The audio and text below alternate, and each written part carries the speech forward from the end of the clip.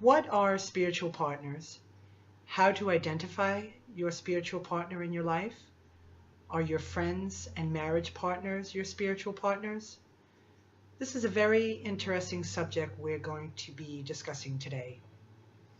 Hi everyone, this is Martha. I hope that your week is going great so far.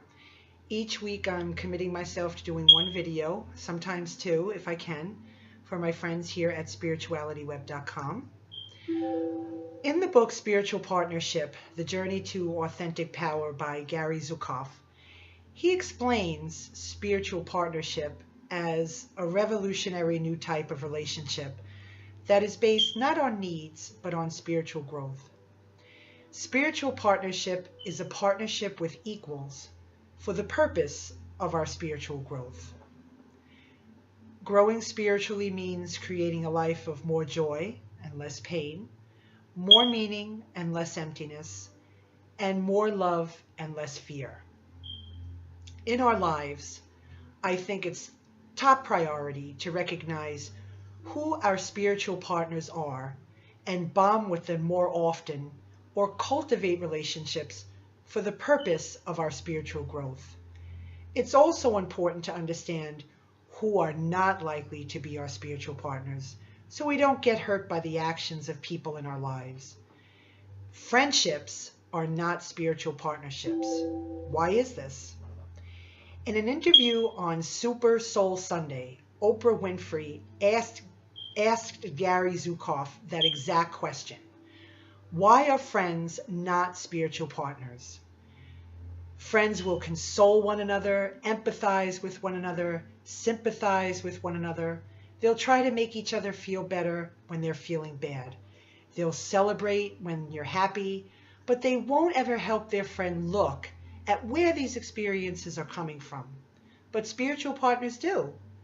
A friend who is going through a rough time and in pain will sympathize and empathize with you and try to ease each other's pain. In other words, you might put it this way.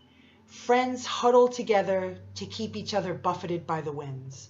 Spiritual partners want to know, where does the wind come from? What a great way to understand this relationship. Friends just don't want to rock the boat. Spiritual partners love to swim. It's the same with marriage partners too. Marriage partners don't want to rock the boat, but spiritual partners do. They will do anything to get to the bottom of the issue and help to find the source of the problem if you let them. You know what?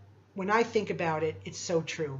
Friends will console you by saying, it's going to be okay, things will come around, it'll change, but they never dive in and find the cause of the problem.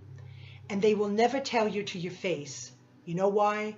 Because it's just too hard to do that. If you say to your friend who's going through some rough times, I think maybe you need to look at yourself and see why this is happening to you. Your friends are going to get pissed off. It's just too hard. Spiritual partners do. This book is a great source to figure out more about spiritual partnerships and guidelines to cultivate that spiritual partner in your life. As always, I want to thank you for allowing me to share this with you. And if you're watching this on YouTube and have not heard of our site, spiritualityweb.com, we are a social media networking site for open-minded people on their spiritual journeys. We respect all facets of spirituality, and we believe that we are spiritual beings having a human experience. I welcome you to join us at spiritualityweb.com.